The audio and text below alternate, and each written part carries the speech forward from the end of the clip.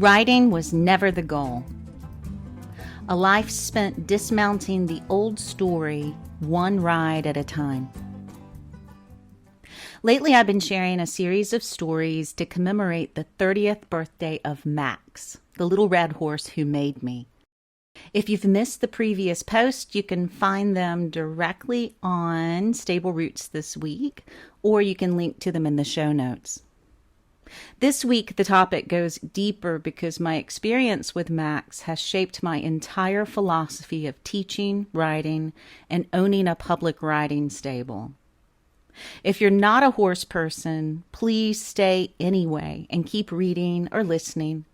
Like most good horse stories, what starts out as riding turns into life. There's something for all of us here. Let's get started. One horse breaking the rules. The only goal I knew to want with horses was riding. I was on top of horses continuously from 9 to 30 years old, but I can count on two hands and maybe some toes the number of rides that stick out in my memory. There was a blizzard, which is rare for the South, when I rode out with my mare into the whiteout blanket of a field where we stopped and stood still. Visibility was so low, I feared we wouldn't be able to make our way back home. The snow was both full of strange noises and deeply silent. The world reduced like an aperture to the warmth of the mare beneath me and the falling ice that stung my cheeks. I remember riding a little Morgan horse that a friend's family lent me because he was jobless in their front yard.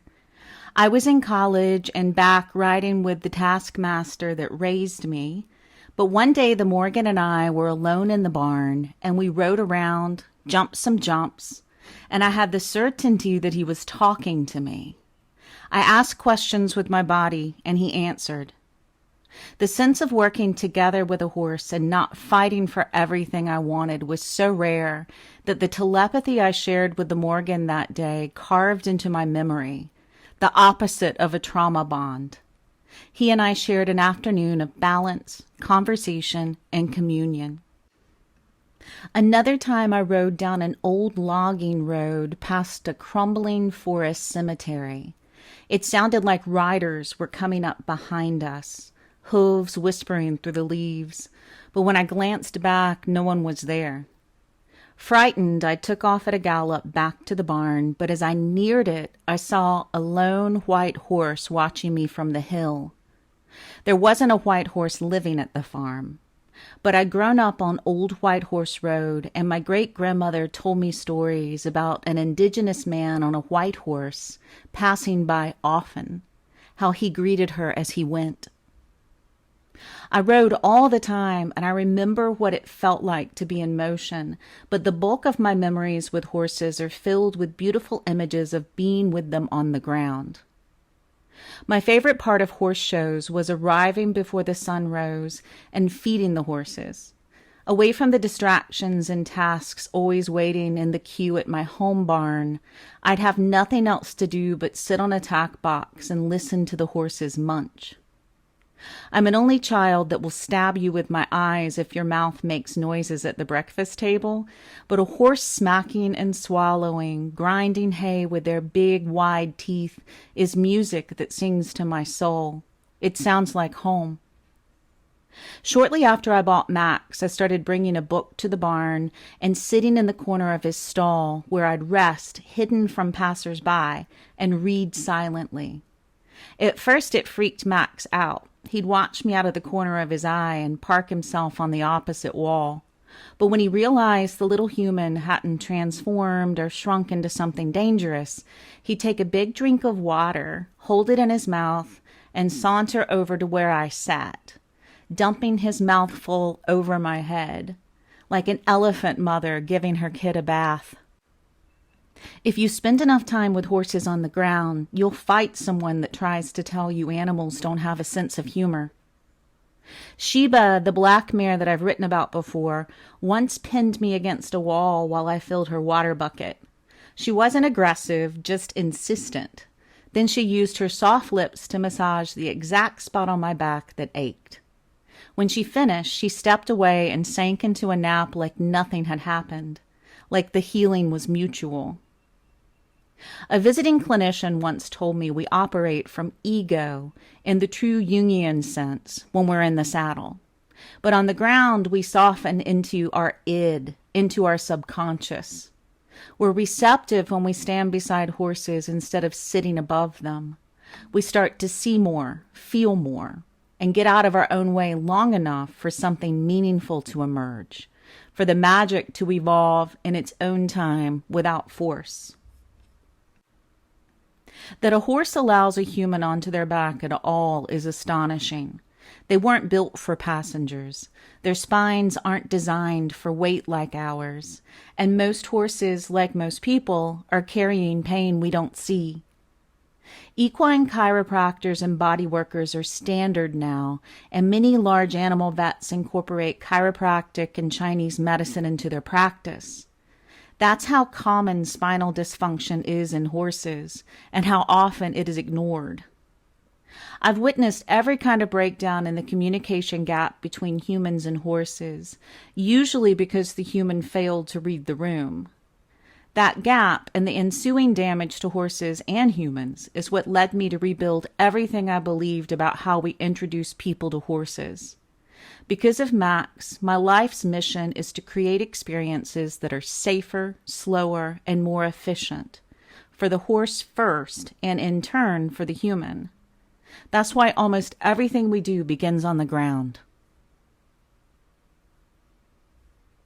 Why I don't offer trail rides.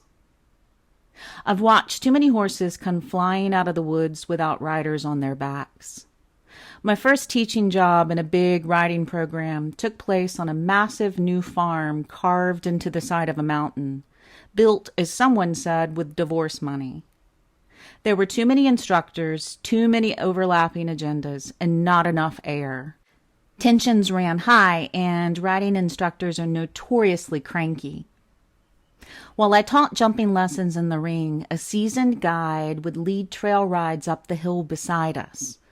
Vacationers, date night duos, people who'd ridden once as kids and were certain it would come back to them. As the trail group passed, I'd shout out to the guide, "If I had your job, I'd day drink."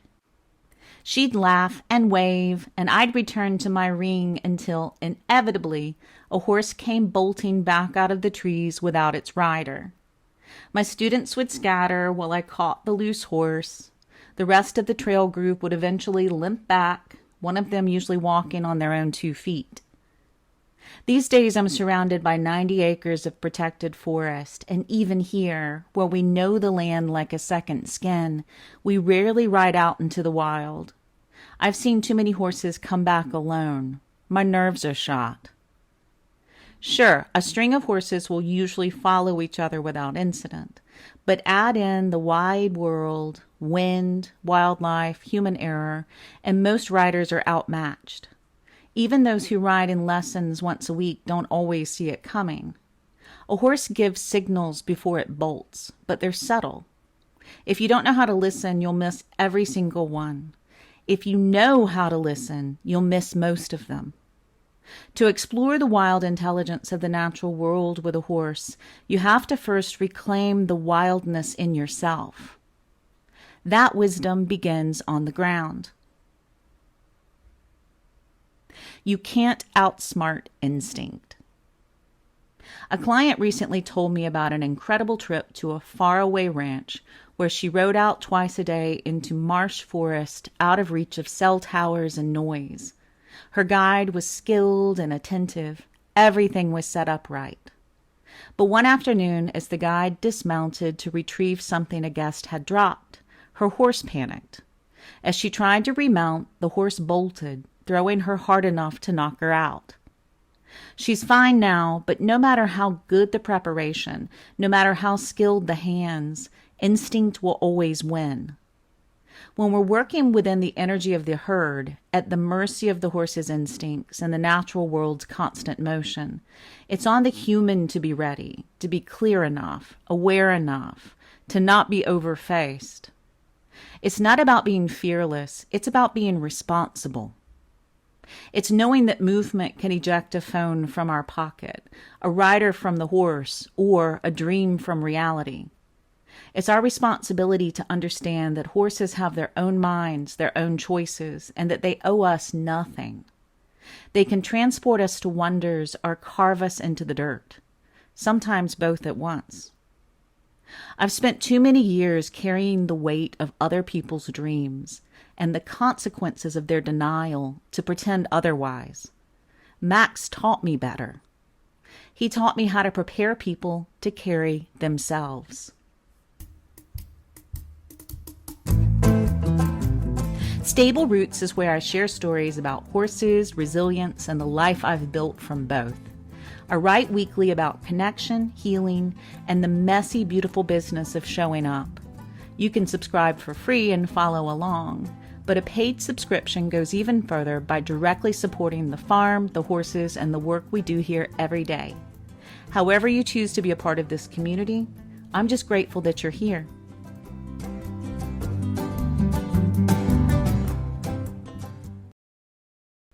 Crossing water, finding trust. When I first bought Max, the other boarders and I spent weekends riding out into the hills, through apple orchards, crossing rivers and streams, riding in and out through gates of neighboring pastures, edging the rows of planted fields. One memorable ride happened in the early spring. The air was chilled as it moved through the dripping oak pollen. The twiggy skeletons of branches hovered above the bright carpet of grass. The day felt good. We laughed as we rode, trading irreverent jabs. I was the youngest of the bunch, and the older women loved to validate their own dissatisfaction in life by telling me how poorly I was living mine. Thanks to their relentless nagging, I have vowed to not do the same to other young people making their way in this twisted world. We came to a river and decided to cross it and kept going farther than we'd ridden before. Glassy Mountain rose abruptly in the near distance, and humans like monuments to chart their way, to feel like they've crossed some distance and came back changed. Max and I had crossed water before, but nothing big. The river rushed gently, and the banks were steep, so we followed each other down into the water at an angle, our horses' hooves churning the loose sediment as we went. Once in the water, we rode down the center of the river for a ways, the water midway up our horses' legs, to reach an easier passage up to dry ground on the other side. Without warning, the water rose to my boots, to my calves. Max had began to sink into the river. I freaked out and I jumped off him, haunted by the quicksand warnings of my Gen X childhood, thinking I could use the reins to pull him to safety. It reminded me of a time I was in a boat in the Russian Volga River, and I woke to find the bank rising above my cabin window. I leapt out of bed and ran to the deck where my grandfather explained how locks worked. The boat wasn't sinking, and neither was Max. As the water drenched me to my waist, I saw that Max had knelt down like a little lamb to cool his belly in the soft current. He was perfectly content to take a nap in the middle of the river. I yelled at him, hauled him upright, and scrambled up the muddy bank with Max close behind, water still dripping from both of us. I swung back into the saddle, soaking wet and rattled, and we rode on. A while later, on the return trail, our group came to a gate that needed to be unlatched so we could pass. Being the youngest, freezing, and more than ready for the ride to be over, I hopped off and slipped Max's buckled reins over my arm as I fiddled with the gate handle. Again, without warning, several loose horses in a nearby pasture came running to a fence line to see what we were up to. Their gallop alarmed Max, who spooked and backed away from me. His reins snapped in two against my arm, and the draping end of one long piece of leather broke loose from his bit as he stepped sharply to get away. He stopped a few feet from me, eyes wide, waiting for me to retrieve him. I remounted. We made the trip back to the barn with one rein, one horse, and one agreement: to figure it out together, even when everything was a mess. Other people's dreams. My trainer was the master of hounds for a local fox hunt. I took deep pleasure walking the trails near the kennels with the master and the huntsman, learning to read the land, inoculating the foxes against disease. I was young enough to still be writing my moral code, and the world hadn't started publicly questioning the ethics of hunt traditions yet, at least not where I lived. From spring to fall, people outside the inner circle of the hunt were invited to take part in hunter paces, glorified trail rides that could be completed at a leisurely pace or ridden at speed to win ribbons. I helped mark the course for one of them and decided I should ride it by myself, just to get miles on max and understand how these events worked. I borrowed a friend's truck and a tiny 2-horse bumper pull trailer and started towards the mountains. That's where everything went sideways. Max was crammed into the tiny trailer and everything started failing at once. The truck's transmission slipped, the trailer brakes gave out, the lights quit, the whole system strained with every mile. I should have turned around. But we were close, and I told myself the drive back would be no worse if I finished the ride first. The truck limped into the parking area by the kennels. I unloaded a sweaty, stressed-out Max and checked us in. Feeling bold and a little delusional, I told the woman at the desk, "I'm riding alone. If anyone needs a partner, send them with me."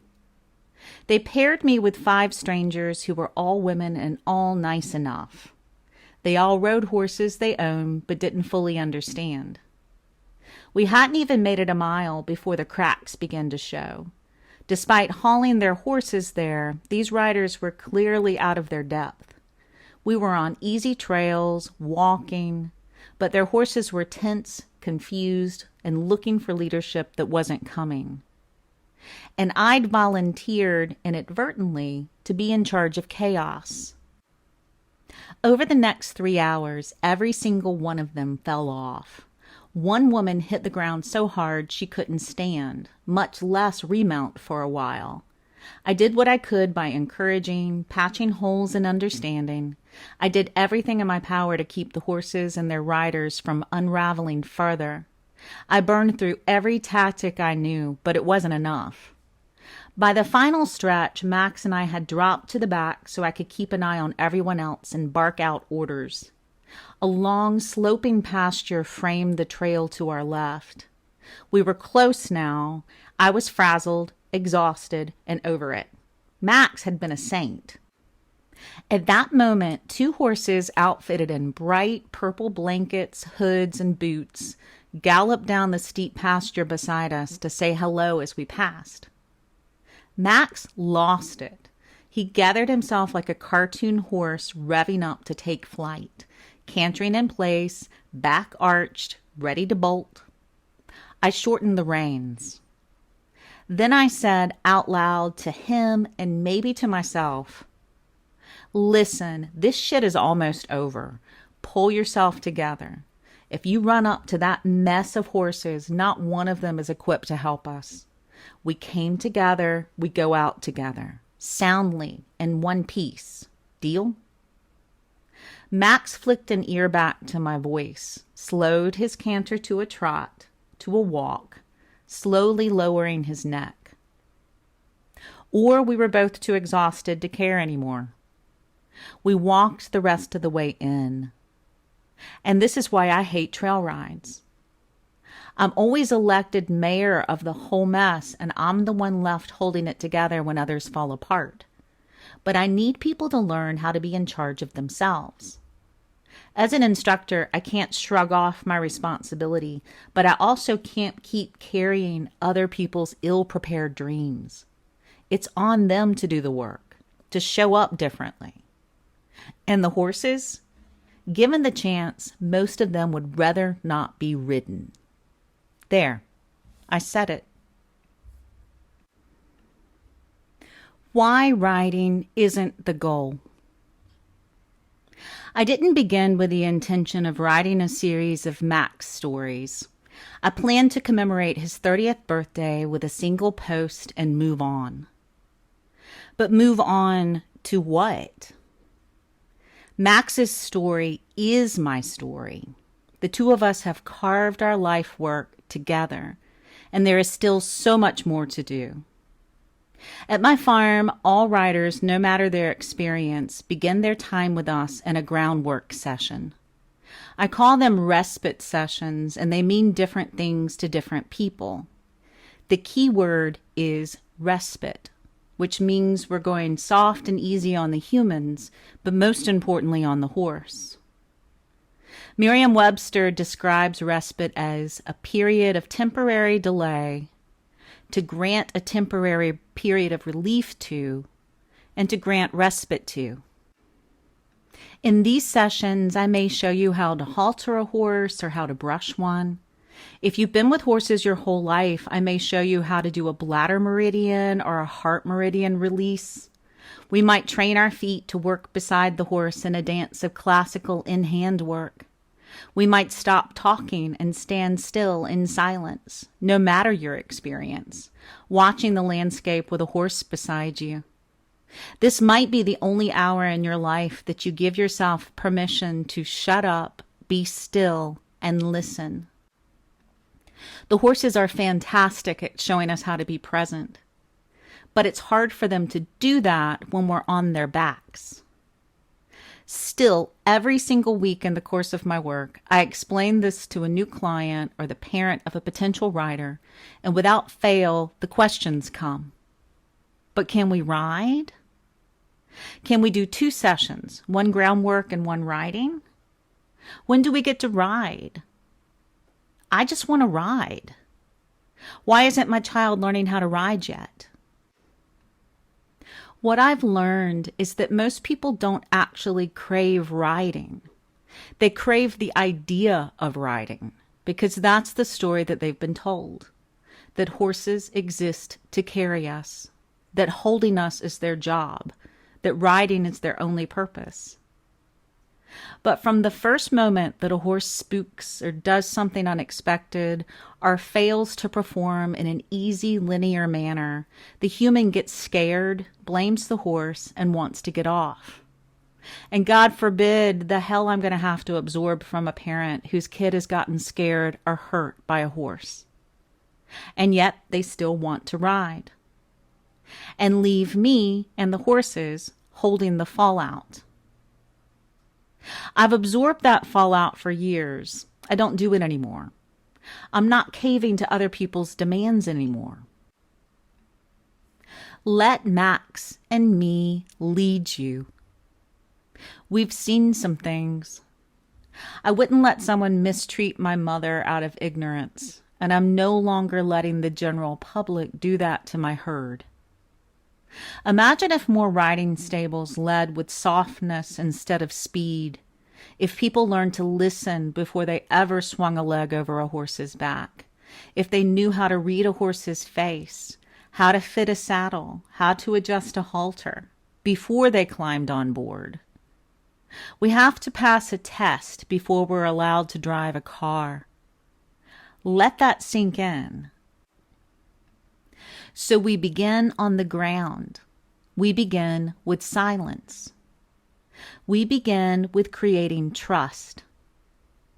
And I begin again every day because Max still meets me there, just like he did in the river when he showed me what instinct and humor look like, how he was a creature capable of both. Sometimes the ride has to end, and not in failure, but because the horse deserves to experience the world at their own pace, graciously allowing us to join them. Because the work was never about the ride. It is about the way we walk beside each other and what we learn when we do. Max and I will be back next week with more stories, including why I do not ride much anymore, if at all, but will always consider myself a riding instructor. Love, Kim.